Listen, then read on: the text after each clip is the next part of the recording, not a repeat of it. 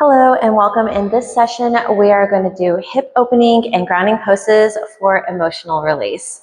It does sound a little scary, but it's not. Most of the thing we're going to do is just open up the body and the lower half of the body of your hips area. It's usually where we do hold stress and tension from years before, or it's been collected for a couple of months. The stress and the tightness that you have in your shoulder is usually more localized in things that are happening recently. So in the last week, the last day, your shoulders end up holding a little bit of stress when you're stressed out during that time. Okay. So the first thing we're going to do is just come into your butterfly stance, which is the bottom of the feet is collected. Hands are onto the ankle. And as your elbows gently push into your knees, it's opening the inner thigh area. Your shoulders are back, your chest is coming forward, and just breathe here for a moment.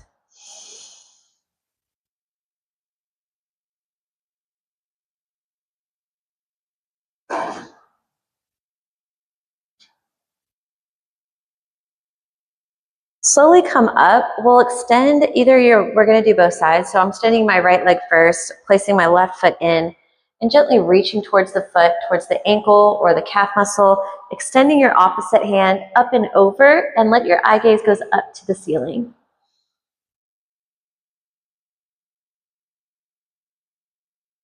Gently come back down, face your foot, and then bring your nose to your knee.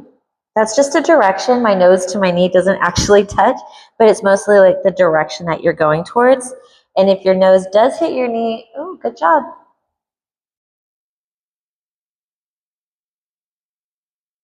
Take your time as you come back up.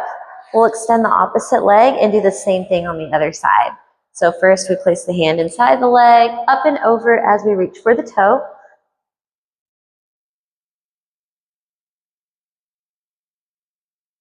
Eye gaze looks up. Release, come back down, face your foot and bring your nose to your knee.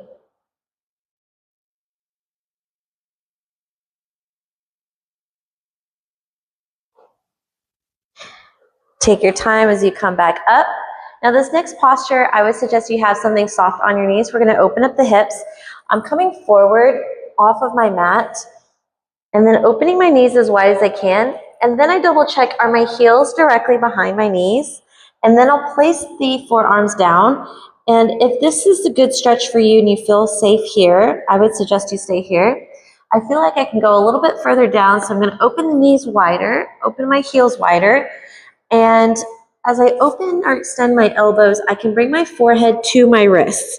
But it's actually a very intense stretch right here, so I will just stay here for about 1 whole minute. It's going to feel like forever, but this is what we're going to do today. And take a deep breath. And slowly exhale when you're ready.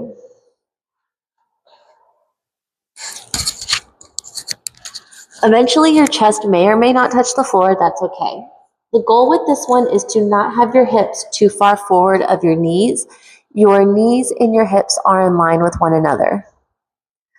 Play with this posture a little bit. When I'm in this posture, I fidget a lot. So just try to breathe and focus on your breath. We're already halfway through the posture. You're doing such a great job. Continue breathing through here. Feel the openness of the hips and your inner thighs. Sometimes you'll notice that you're squeezing your glutes, you're squeezing your thighs, or you're pressing your heels down. Try to release that tension. You want to soften into this posture. So soften your belly, soften your hips, soften your calves and your thighs, and let your feet relax.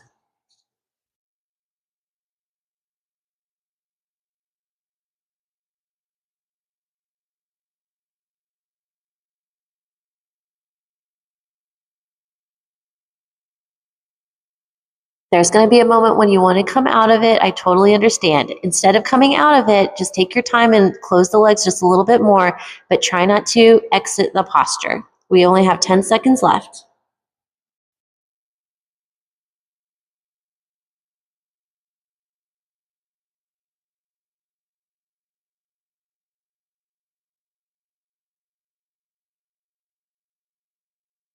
To exit this posture, we're going to do it the opposite of the way we came in. We'll bring our elbows close to the chest and push up. And then we'll bring the heels in and then the knees, the heels and knees, heels and knees, heels and knees. Sit back into child's pose just for a quick moment to help release the tension. Cool. Come back up. And this next posture is called pigeon pose. So I'm going to show you my side view. You'll begin into all fours. The right knee comes to the right wrist. Slide the heel underneath the left side of the body and slide your left foot back. If this is intense, I would suggest stay right here. But whenever you are ready, you can lower down into your forearm. And if you're home, you can put a pillow underneath your chest. Or if you're at work, then stay here. You'll definitely feel the stretch into your inner thigh. And for me, I feel it a little bit in my shoulders as well. If you've done this posture before, you can go ahead and go to the full extension, which is where your chest will be connected to the ground and your arms are forward. Stay wherever it feels best for you, so that way you can just get the openness of your inner thigh.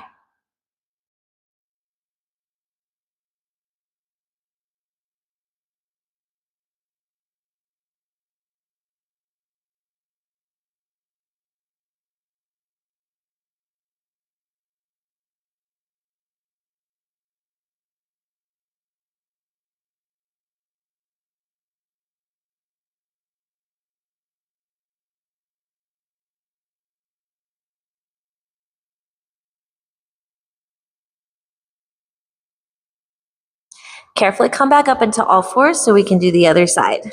So if you are into your tabletop position, left knee comes to the left wrist. Slide that heel underneath the right side of the body and slide your right foot straight back. Lower down to your forearms and stay here or go into your full extension. Just breathe while we're in the posture and try not to fidget. You want to focus on your breath and the openness of your body.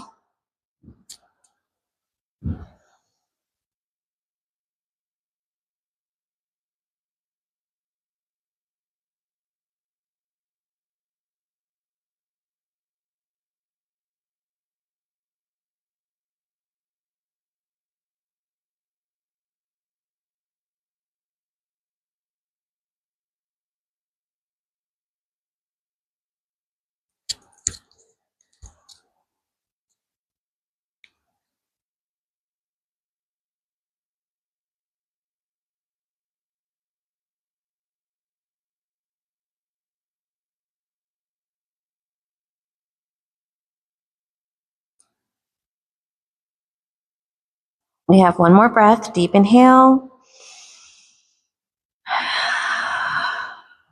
And exhale. Awesome. So carefully come back into all fours. Let's see if we can do our final pose, which is Muladhara. So if you are able to have your right foot flat on the floor and your left foot flat on the floor, as your hips are open, you're pushing your elbows into your knees, chest is lifted, and your palms are together. It's not really the most comfortable position, but it is so good for you. Opening up your pelvic floor releases so much tension and stress in your day. Now just close your eyes and breathe. If you can only stay here for a few seconds, that's okay. Come back in it. Get out and come back in. One day we're going to be able to hold it for a whole 5 minutes, but right now we're just holding it for 1. Deep inhale. Deep exhales. Just breathe with me. Breathe with me.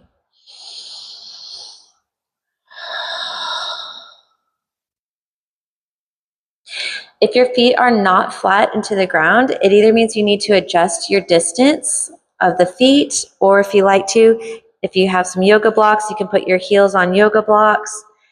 And when I'm at home, I don't have 2 yoga blocks. I only have 1. So I put my tennis shoes underneath my heels because it's kind of like a wedge, and that feels pretty supported. Or if you have a rolled up sweater or something like thick that you can put under your heels to be more supported. The main goal is that you want to make sure your feet are supported and that the heels are not just hanging out like this because it's too much pressure into the front of your foot. I'd rather you have the foot pressed on something so that way you're supported.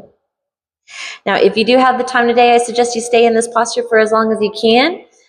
And if not, that is okay. Your 5 minutes are up. Thank you so much for getting a little bit of hip opener and movement into your day. I'll see you at the next session.